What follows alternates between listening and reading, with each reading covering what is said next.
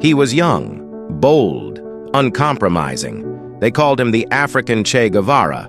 But in 1987, a hail of bullets ended Thomas Sankara's revolution and left his wife, Mariam, a widow in exile. This is not just the story of a fallen revolutionary. This is the story of the woman who refused to let his legacy die.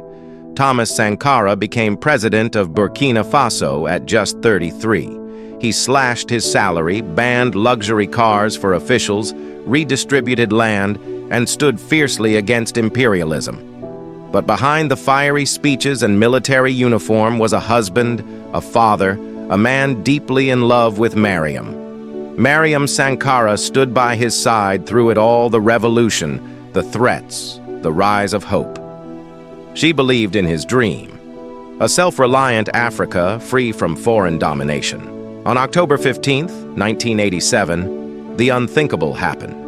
A coup led by Sankara's former ally, Blaise Compaoré, ended in gunfire. Sankara and 12 others were assassinated.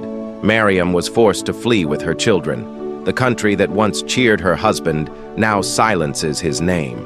For 27 years, she lived in exile, grieving, waiting, fighting in silence. But Mariam Sankara did not vanish.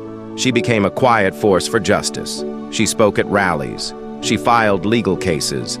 For decades, she demanded answers and accountability. In 2015, after a public uprising finally overthrew Blaise Compaoré, doors began to open. In 2021, a military court in Burkina Faso put Sankara's killers on trial. Finally, in 2022, nearly 35 years later, justice arrived. Blaise Compaoré was sentenced in absentia. Mariam stood before the world, not in tears, but in quiet triumph. Today, Thomas Sankara's face is painted on murals.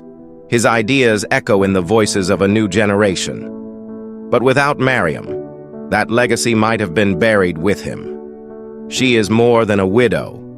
She is the keeper of a revolution, a mother of justice, and a symbol of resilience. If this story moved you, share it.